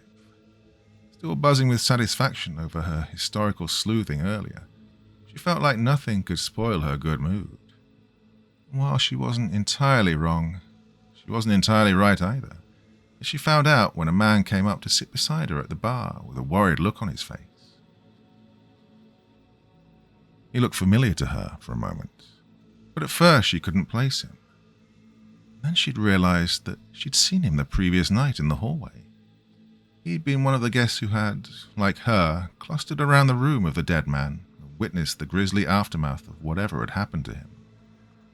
"Hi," she said in a way that was polite enough, but also made it fairly clear that it was just the casual politeness of someone who does not want to spend a lot of time talking to the person they're greeting. The man nodded stiffly and ordered a drink. Taking a deep swig of it once it arrived, he set the glass down on the bar and then looked over at her again. "You're the girl from last night, the one that the clerk was arguing with," he said. "Yeah, I'm sorry if I caused a scene or whatever," Susan said, aware of the patent absurdity of the statement. She doubted anything she could have said or done would have caused more of a scene than what had already happened that night. "Oh, you were right, you know. Weren't no accident. Whole thing stinks." She was a little curious now. Who was this man and why had he decided to approach her like this? And more to the point, did she want to know? She'd be leaving town tomorrow. Did she want to spend her last night here getting drawn into whatever was happening at this hotel, or in this town in general? Still, she remained seated where she was and didn't say or do anything to discourage the man. In fact, she turned in her seat a little so she was facing him, and he seemed to take that as an invitation to say more. "I was on the force too many years to not know a goddamn murder when I see one. And that's what that was, sure as I'm sitting here talking to you. That were a murder, and that's not all." "What do you mean, not all?" Susan asked. She needed to know more now, despite the voice in her head telling her that she'd probably be better off if she didn't. Now that she started listening, she needed to hear the whole thing. "Well, there were people here earlier, men, taking stuff out of that hotel room where they found him. Everything he had, looked like. And a woman were talking with him, talking to the clerk. Some kind of deal, looked like." Susan had a horrible feeling she knew what the answer to her question would be, but she asked it anyway. And the man's response when she inquired what the woman looked like made a chill run through her body. Dark suit, dark hair, dark glasses, real pale too. Looked like there weren't a goddamn drop of blood in her body. White as a glass of milk, the man said. Susan asked him if he'd heard what she and the clerk talked about while she was there. He hadn't, because they'd apparently gone off to the clerk's office to talk over whatever the details of this arrangement were. But what the man said next only added another piece to an increasingly complex and baffling puzzle. Looked at the logbook while they was in the clerk's office. wanted to know who'd been staying in that room, he said. Susan nodded and prompted him to continue. The old man finished his drink and slammed the glass down harder than Susan felt was strictly needed before answering her. Nobody. Well, nobody's supposed to be booked into that room. Well, nobody meant to have been there this whole goddamn month. Susan pondered this new information carefully before she replied. So he was, what, a squatter? A burglar? Oh, maybe, the old man said. He was already standing up to leave, apparently considering the conversation at an end at this juncture, much as Susan very much wanted to ask him more questions. Maybe the hotel didn't want no record that he was here. With that, he slowly walked away, heading out of the bar and out of sight. Susan considered giving pursuit to ask him more questions, to ask him what he thought all of this meant. If he really was a retired police detective, like he said, maybe he was someone who could help her figure out why this woman seemed to be pursuing her, well, since her arrival here, and, more to the point, what it had to do with the strange and violent goings-on of the previous night. But before she could, her eyes beheld a far more welcome sight. Stood in the hotel lobby, dressed smartly in a pink and red suit, her makeup rather more carefully and expertly applied than it had been before, and with a wide smile on her face, was Anne. Susan walked towards her, calling her name, and as soon as Anne's eyes fell upon her, the smile widened even further. She leaned forward and planted a small kiss on Susan's cheek, which Susan was more than okay with. "Ah, look at you. You look amazing," Anne said. Susan tried to shrug the compliment off. She was certain that she'd hardly looked anything special. The clothes she brought with her in her travel bag were not the kind of thing she'd been planning to wear for a date, but she'd done her best. She told Anne that she thought she looked incredible as well, and the two of them set off out of the hotel and into the night. The restaurant they were going to was within walking distance. As they walked, Susan tried not to think about the old man and what he'd said. All the same, she found herself glancing behind her every now and then. She was certain that at any moment she'd see the black car gliding after her, or the woman in the dark suit and the dark glasses walking silently and stealthily behind them with a knife or something worse in hand, ready to pounce upon her and Anne.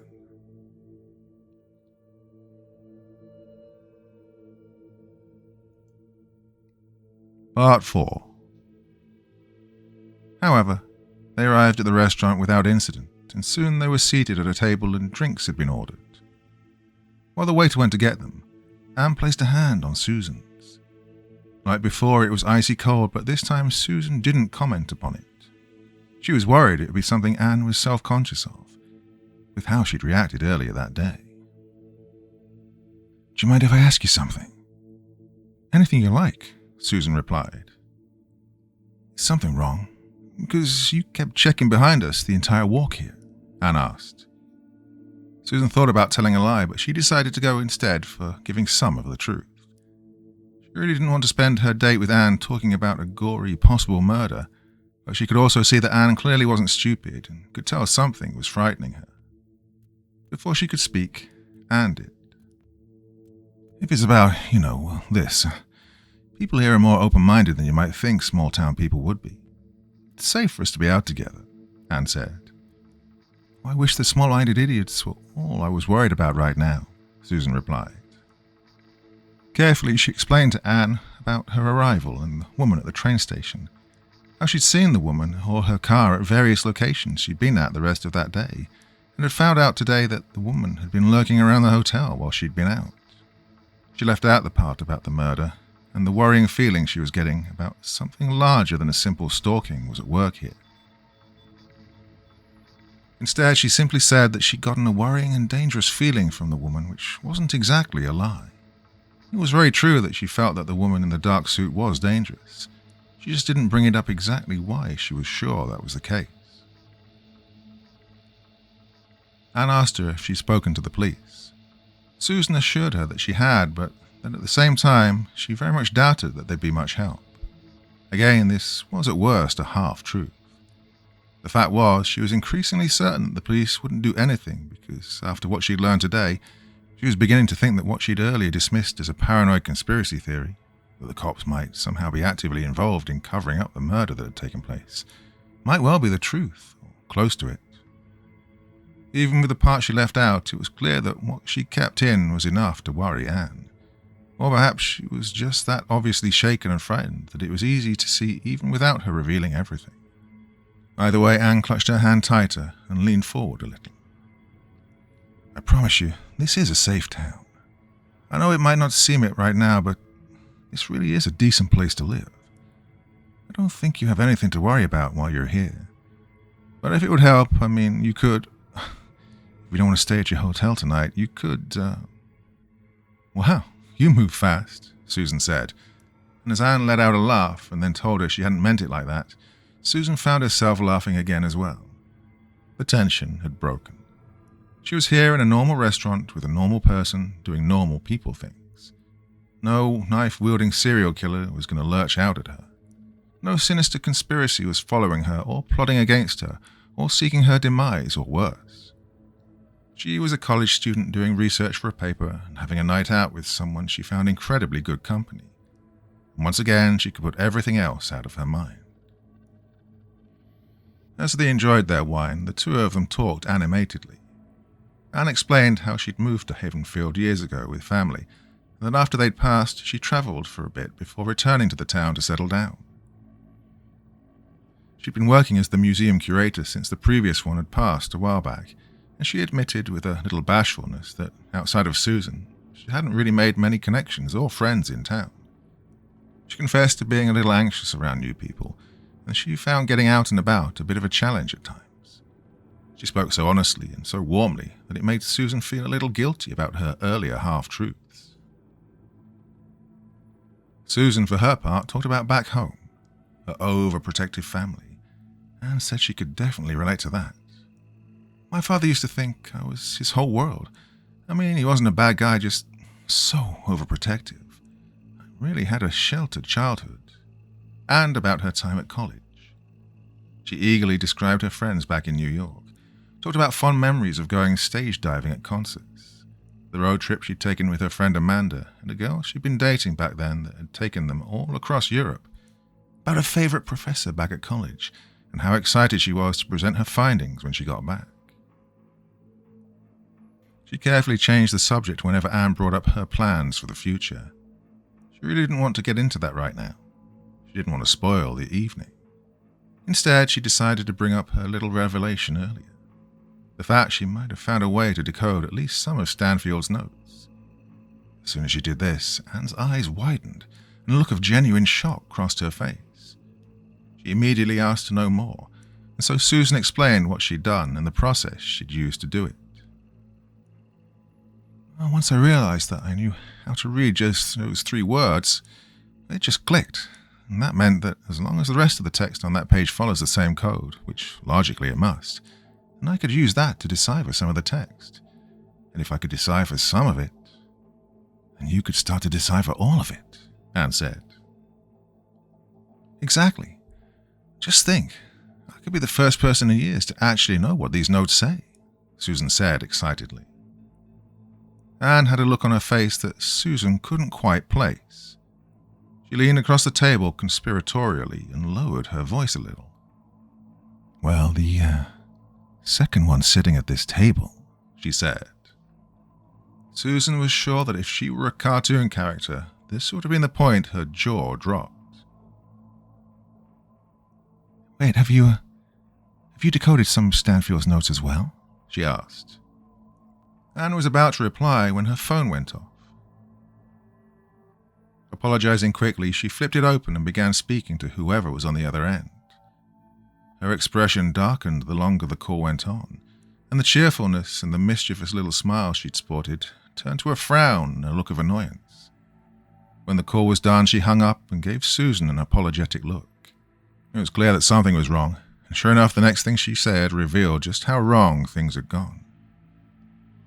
I'm so sorry about this. That was the janitor over at the museum. There's been a break-in, he says. The cops are already there. Looks like I'm going to have to head back there to sort this out. Do you want me to come with you? Susan asked, but Anne shook her head, putting a hand on her shoulder. "No, you stay. There's no reason both our nights should be screwed up by this. I'm really sorry about this. I was really looking forward to tonight. I really want to do something normal, you know." Susan could absolutely relate to that feeling, and she told Anne so. Apologizing again, Anne called for a cab, and shortly she was gone, headed back to the museum. Susan sighed to herself. It looked as if her hopes to have an enjoyable last night in Havenfield had been dashed to pieces. She tried her best to enjoy the meal on its own merits, but eating by herself, no matter how nice the meal was, couldn't really compare to spending more time with Anne.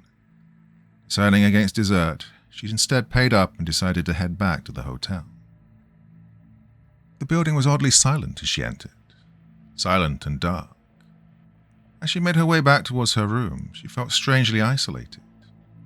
There was no sound coming from any of the other rooms, no TV switched on blurring out the sound of sitcom laugh tracks or music, no loud or even medium volume voices from behind the closed doors. It was as if she was the only person in the building. The silence all around made the beating of her own heart in her chest and the sound of her footsteps on the rough carpet sound like a cacophony. The overall effect was deeply eerie. Well, that was nothing compared to the feeling that she experienced when she saw her room's door was wide open. She knew for a fact that she closed it behind her after she left. She wasn't remotely that absent-minded, and as she entered the room, any possibility that the door just hadn't closed properly behind her as she left disappeared completely. Her room had been ransacked. It was clear that someone, or perhaps multiple people, had searched through her things. Even though she hadn't brought anything worth a great deal of money with her, the feeling of anger and distress she felt at that moment was palpable. The idea that someone had just let themselves into her room and been through her personal belongings made her feel ill. She started to try and tidy the things that had been left lying around the room and try to work out what, if anything, had been stolen. But she could feel early on that she was too angry to do a good job of it. As far as she could see, her things were still here, which just made this seem even more senseless and only served to make her even more infuriated. The idea that someone might have done this just for the sake of vandalism made her dearly wish that she could get her hands on whatever bastard had done this. And then she realized that something was missing. Something had been taken. A translation of the Stanfield Code. Someone had taken the sheet of paper on which she'd scrawled down the beginnings of her attempt to translate it from the cipher Stanfield had written his work out into English. Taking her phone, she punched in 911 and waited only for nothing to happen. No signal. Typical. She knew that there was a landline down at reception. She was halfway towards the stairwell that led back down towards it when she smelled it. The familiar, sickening scent that she'd only been unlucky enough to experience once before. The smell of blood. Further down the hall, another door was hanging open. She knew she didn't want to see what was in there. Just as sure she was of this, she was also certain that she couldn't force herself not to look either. The same grim inquisitiveness that had pushed her down the hall the night before was at work now, making her walk down the hall toward the door, making her look into the darkened room within, forcing her to take in the sight that waited for her. It was the old man. Part of her had already suspected that that was who it would be. He was slumped upon the bed, his neck and chest sporting numerous puncture wounds. The body had been less brutalized than the one the night before, but that was hardly much in the way of comfort. Dead was dead. Murder was murder. Just because this murder was less messy than the one she'd seen last night didn't make it any less easy to cope with. Laying there in a pool of his own blood, with his throat and chest shredded, and pieces of himself spattered across the carpet and over the walls, was what had once been a human being. Something was on the table. It took her a moment to realize what she was looking at. When she did, she wished desperately that she could delete the sight from her brain. Laying there on the table was the old man's heart. It had been cut cleanly out of his chest, or else ripped clean with brutal strength. And whoever had done it then simply left it on the table. had discarded it casually after clawing a human being's body open to tear it free. She could feel vomit rising in her throat. She had to get away. She had to get somewhere safe. She had to get the fuck out of this fucking hotel. And then she had a thought that came to her unbidden and refused to leave her mind. Her room had been ransacked, and at the same time this man had been killed.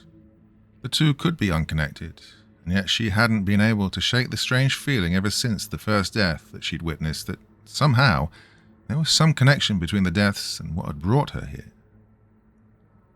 The woman in the dark suit and dark glasses. Could she have come here for the same reasons she had? Could her journey here always have been connected to Stanfield and his strange history and bizarre inventions? Was it possible that she was willing to kill for whatever it was that she'd come here for? Well, the coincidences seemed to line up all too neatly.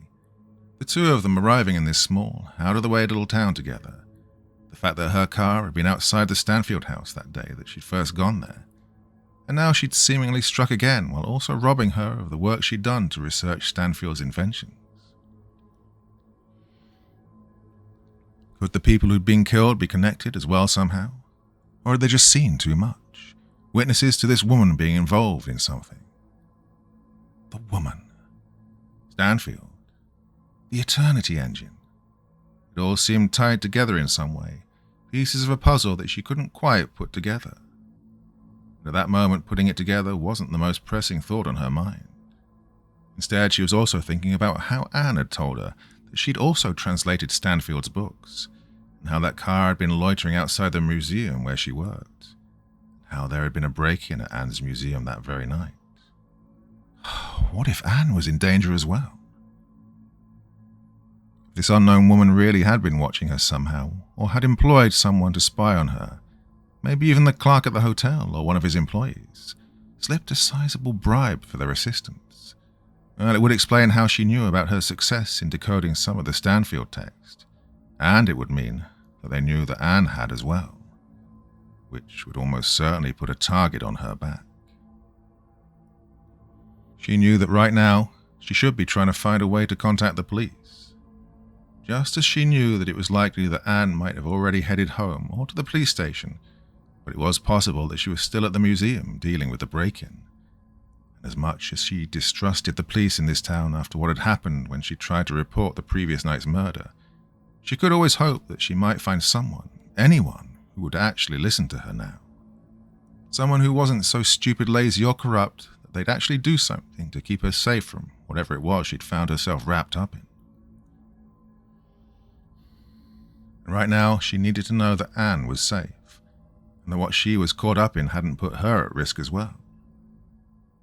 She didn't bother to try and alert the clerk to what had happened. Given what the old man had told her earlier, she was fairly certain that he was in on what was happening here. She couldn't put together why or how yet, but that was a secondary concern right now. What she was certain of was that this hotel was not a safe location to stay in, and that the people or person who ran it was at the very least turning a blind eye to whatever was happening here. When she got outside, she managed to signal on her phone. She honestly didn't know how she managed to make herself sound calm enough over the phone to call for someone to take her to the Stanfield House. As soon as she was in the back of the cab, it felt like she was about to have a minor panic attack. The cab driver didn't seem to care much, and the only reaction he offered to her distress was to ask if she was going to throw up in his back seat, because, as he explained, I get it taken out my pay if they throw up in my back seat. She told him she was fine, with as much irritation in her voice as possible, and tried as best as she could to think about what she was going to say. How on earth she would even begin to explain what had just happened.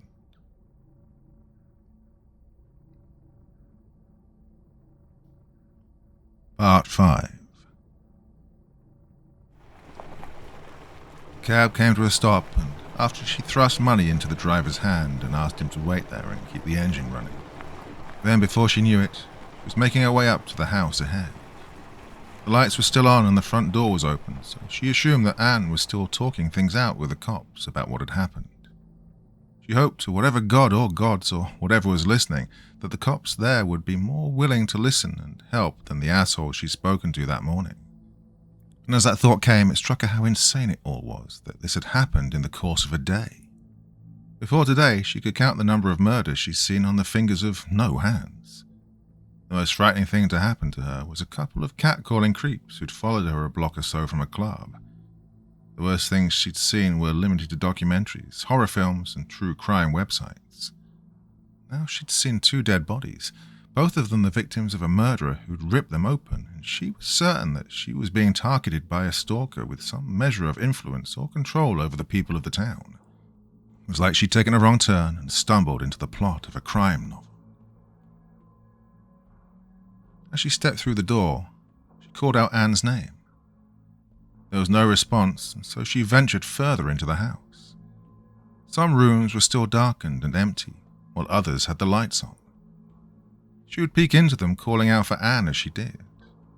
Each of them was silent and devoid of life. No sign that Anne, the police, or anyone else had entered them in quite some time. As she made her way through the building, each step only increasing the unbearable sensation that she was utterly, inescapably alone in this place, she continued to call out for help. Her eyes fixed on something at the end of the hallway, the way a drowning sailor might lock onto any light in the distance as a ship that could rescue them. There was a door ajar and a light on beyond it, and she unsteadily stepped through it to find a part of the house she hadn't seen on either of her previous visits. It was a bedroom by the look of it. A bed, dresser drawers, a wardrobe, a table with a mirror, jewelry boxes, and... Her heart leapt into her throat. For a second, she was sure, in the dim light, she was looking at a human head placed there on the table. It was only as she fumbled for the light switch and her eyes adjusted to the dark that she realized that what she was actually gazing at was a doll's head with a wig placed upon it. A blonde wig. She imagined it must be Anne's. It looked like her hair, or what she'd taken to be her hair. She was still pondering why Anne might wear such a thing when her eyes drifted to the contents of the table in front of her. There were various articles of makeup. Some of it was the kind of thing one might expect to find anywhere at any given cosmetics counter at any given store that sold such things. But other items were more unusual. Face paint and other prosthetics you might expect to see in the makeup department of a TV show or a film. Anne's press-on nails were popped off and carefully arranged on the table. And beside them was something that made Susan cry out softly. She pressed her hand to her mouth to stifle the noise. There on the table was what looked like a pair of eyes. Anne's eyes. As her own focused more clearly, she saw that they were artificial. In fact, as she reached out to touch them, she realized they were cold and had the feel of glass or plastic to the touch. None of this made her feel any less confused or frightened. She was halfway through calling out Anne's name a final time when a door clicked open and a figure stepped out. It was Anne, but it also wasn't. The hair wasn't the bleached blonde of Anne's hair. The hair was black and glossy and straight. The skin wasn't like Anne's. It was bone white.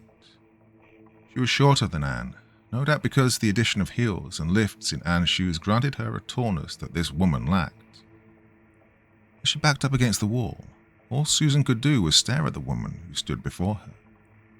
As she rubbed the last of her face paint off on a towel she held in her hands, the woman in the dark suit stepped into the room. Tossing the towel aside, she turned her head slowly to look at Susan, and the final and crucial difference became clear. Her eyes. Her eyes were black glass. Black glass with twin red points blazing somewhere in their center. Susan couldn't breathe. It felt as if the world was about to collapse inwards upon her. I realize this must be a little alarming, Anne said, except her voice was different now. Are you going to kill me? It was the first thing that popped into Susan's head. Anne, or whoever she was, shook her head. Then she took a step closer. Now she saw her up close like this. Susan could easily see how much her profile resembled the woman in blacks. She felt like a fool for not having seen it earlier. Take away the trappings, the different skin complexion, the change in hair color, and the wildly different wardrobe. The two were twins. "Do you want to die?" Anne asked.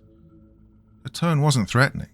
It sounded curious, as if she was genuinely asking the question with a desire to hear the answer from Susan's own lips. She backed up slowly as Anne regarded her carefully. Those little red points of light seemed to twitch and expand and shrink as she stared in her direction. Did you do something to Anne?" Susan asked. She shook her head and smiled. It was the same smile from the train station, the same smile that night at the hotel. "There never was an Anne. It's just a name I use sometimes. Anne was me, just like Claire and Jane and Mary and more." "So, who are you?" Susan asked. Anne, or the person who'd called herself Anne, seemed to consider her answer for a moment. Her expression was hard to read. The lack of eyes didn't help. But finally, she answered. "Carmina. My name is Carmina Stanfield, and this is my home." Susan turned and ran. She ran through the hall and towards the exit of the house. She ran toward the freedom of the open air and the waiting cab. She spared a single glance behind her and found nothing waiting. She was yelling at the driver of the cab when it happened. It was so swift that it was almost a blur, as if all of it occurred too fast for the human eye to keep up with. In an instant, Anne or Carmina or whoever she was stood upon the roof of the cab. In the next moment, Susan watched what occurred. Something came from the woman's fingertips. Long, thin wires or tubes tipped with sharp little points. The cab driver was screaming as they wrapped around his body and dragged him through the window and into the air. Whatever they were made of was durable and strong, and his struggling and kicking and screaming didn't seem to perturb this Anne, Carmina, in the slightest. As the tubing wrapped around the man's body, the sharp little points at the end seemed to find their target. As Susan watched in petrified fascination mixed with horror, they began to dig into the man's form. They began to burrow into his body. Oh, he was screaming to heaven for someone, anyone, to come and save him. He was howling for someone to make it stop, as the first points of the needles and then the tubes slid into him. Through his arms, his legs, and his chest, they wormed their way through his body, making human Swiss cheese out of his thrashing and twitching form. He was unable to articulate words at the end. Blood was pouring across the cab and over Carmina as the tubes ripped into this man. His skin and muscle was being pulled apart with a sound that made Susan's stomach turn as he screeched one final time and fell still.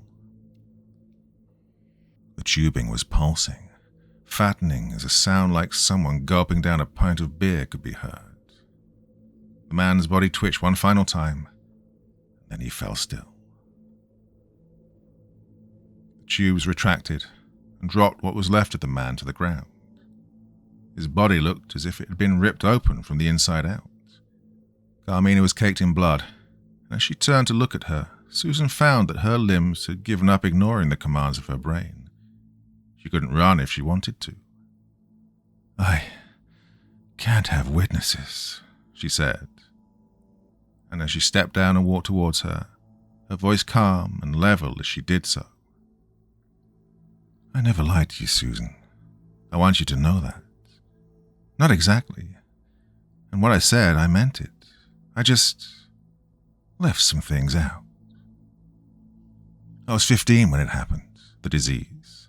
My body betraying me, every organ failing, my own blood raging against me, no cure, no hope. When my father brought us here to find a way to save me, well, to keep me alive." Susan stared in fascinated horror at the figure approaching. Like Venus from the clamshell, Carmina was approaching her, slick with the blood of her kill. The tubes had retreated back inside her fingertips and were no longer visible. The red points in her eyes seemed to blaze brighter. As she watched, she licked the blood from her fingers as if it was a succulent dressing upon a well-prepared meal. Carmina's body language was utterly ordinary, as if what she had just done was no more unusual than savoring a glass of wine. He knew things. He'd been to places on this world that aren't like anywhere else. The same places he learned the language he wrote his journals in, I imagine. The same places he learned that there were always ways where one could not only cheat death, they could master it. He perfected his artistry there, and he found a way to make me live beyond death, outside its reach. But, well, nothing comes without sacrifice. Susan managed to find her strength to stand and run. With no other good options available, she ran back toward the Stanfield House. If she could barricade herself in one of its rooms, she could call someone, anyone. If her phone could just get some fucking signal again, she could call for help. Call the cops, call her friends, call anyone, everyone. She couldn't hear Carmina pursuing her, but that didn't mean much. She hadn't heard her pursuing before, and that hadn't stopped her tearing the cab driver open like she was coring an apple. She ran through the house, stumbling into one room after another, looking for one that had a lock on the door or anything that she could barricade it with. And she heard Carmina's voice from somewhere behind her. He gave his own life to test it. His own blood. It lives within, you see. It burrows into your heart, and it gives you life.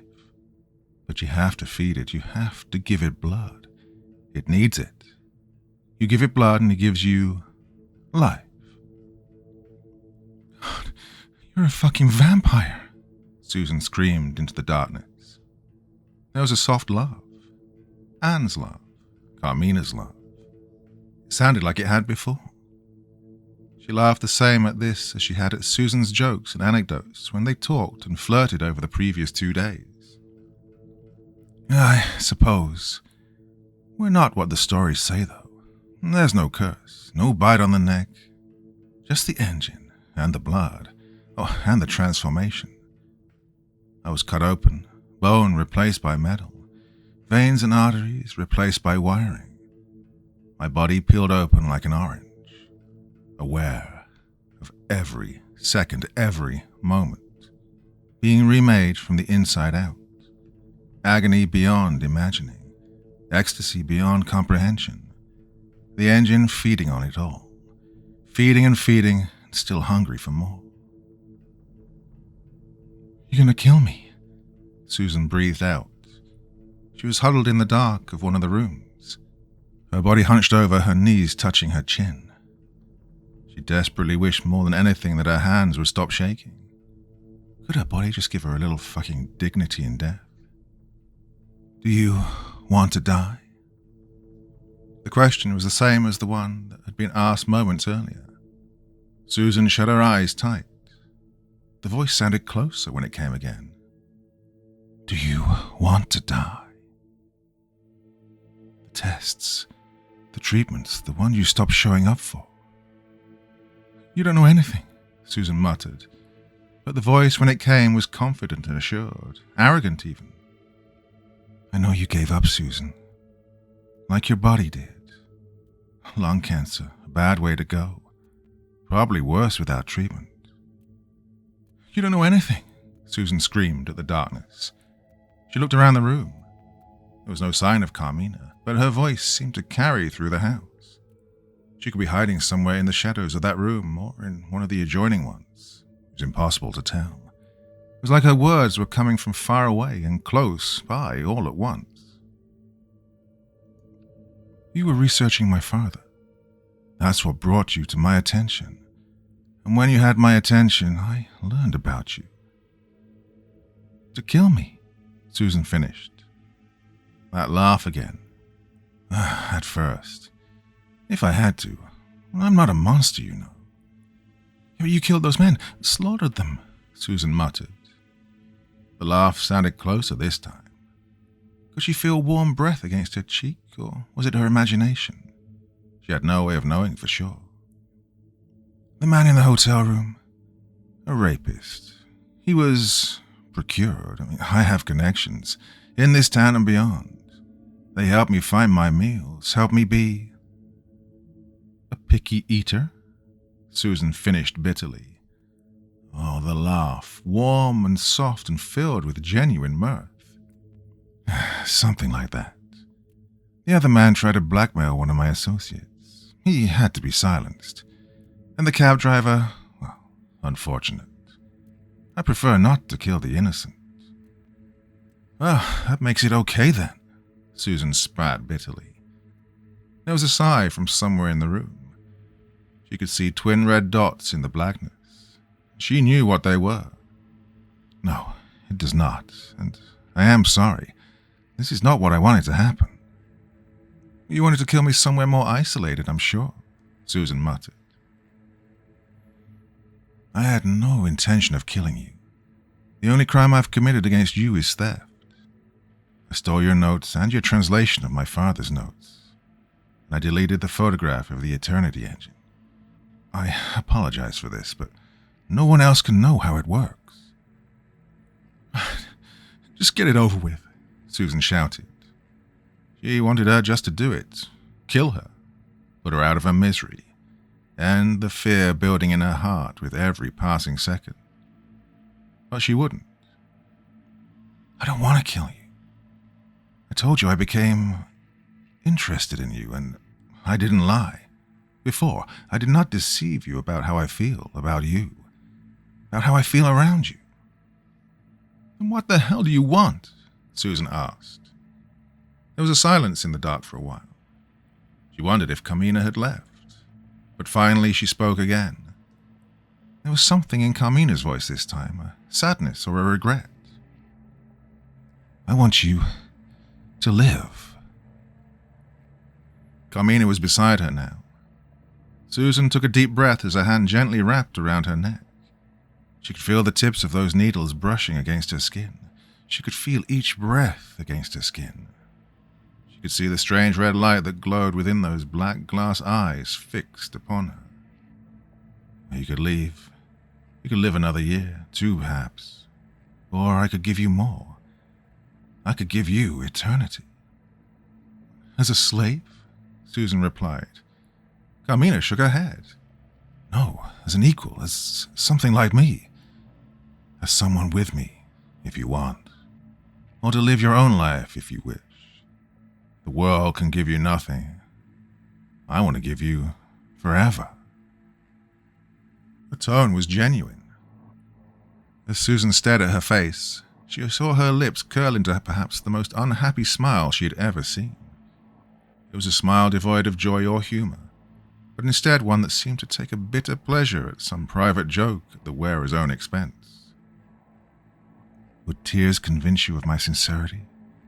I'm afraid they're rather difficult for me, Carmina said, and tapped a finger at the strange glass orbs that resided in her eye sockets.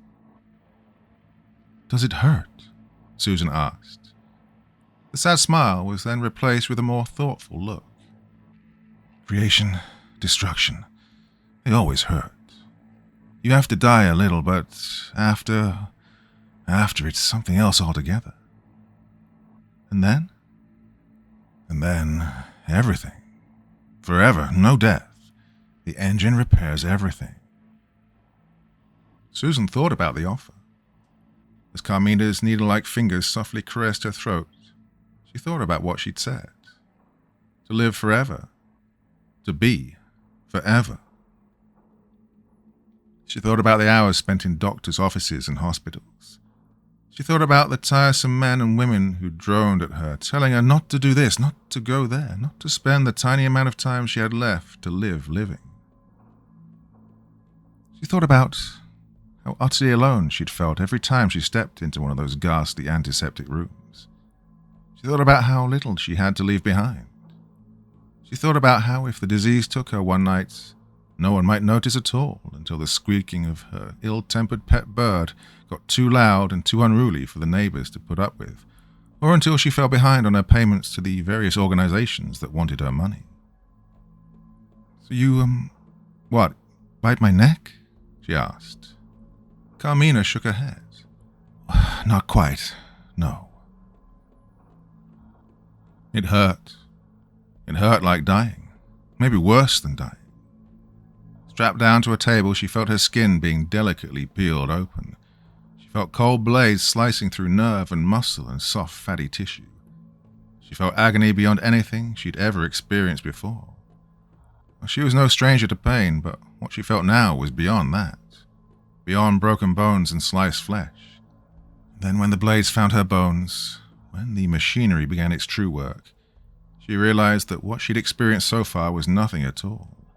A prelude, a prologue. It opened new worlds of agony to her brain as she felt the transformation take place. Smooth, breakable human bone replaced by something else, something beyond humanity, something beyond mortality. And in the pulsing wet mass that was her body, it was placed. The engine, the second Eternity engine. Carmina's ability to read her father's notes must have made it easy for her to create another. Susan wondered if she was the first Carmina had done this to. Her brain felt a twinge of jealousy at the idea that she was not unique in this way, and the ludicrous nature of that thought in this situation might have moved her to laughter in any other circumstance. For a while, everything went dark as her eyes were removed. Then, when they were replaced, the world swam back into focus in ways she never would have imagined before. A beautiful, terrifying, wonderful rainbow of emotion and sound and detail. She was reborn. She was dead. She was alive. She was more alive than she ever had been.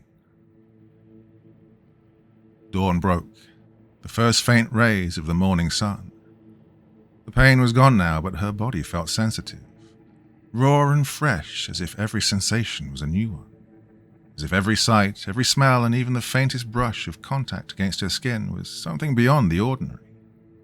The restraints on her ankles and wrists had been released, and slowly she sat up, the motion making her dizzy for a moment. The door was open, and further down the hall, she could see that the front door was likewise. She could hear the scurrying of field mice, the flutter of birds' wings, and she could feel the hunger of the engine that burned inside her chest. It throbbed and pulsed and thirsted for the substance it needed to keep going. She swallowed hard as she stood, afraid that it would hurt at first. It didn't hurt, but it felt strange at the same time. Her limbs felt as if they belonged to someone else. She felt effortless, devoid of mass, as if she'd slipped free of gravity's tyranny. Months of her body betraying her, making her a prisoner within her own form, and now she transcended it, freed herself from it. She stepped down the hall slowly at first, and then with more confidence. The sun on her skin was warm. Her artificial eyes allowed her to gaze directly up at the blazing orb in the sky. The hand on her shoulder made her turn, to see Carmina stood there beside her. She smiled at her, and Susan smiled back. "What do I do now?" Susan asked. "Anything. Anything you want." The tubes extended from the tips of Susan's fingers. She felt herself rising up into the air, luxuriating in the sunlight. She tilted her head back and opened her mouth wide in an expression of purest rapture.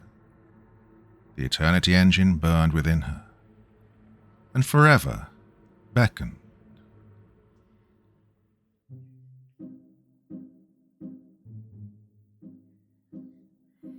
Oh, my. What on earth have I just read? Well, just to think, all that happened in the space of a couple of days. Well, things can happen quick when you are searching for eternity, I guess. I don't know.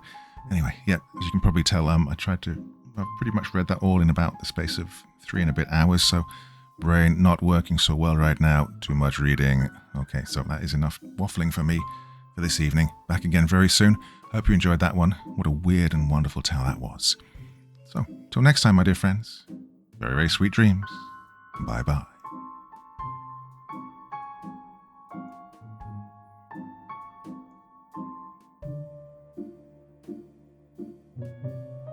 Thank you so much for taking the time to listen to this story today. really means a lot to me and to the author of the story, of course.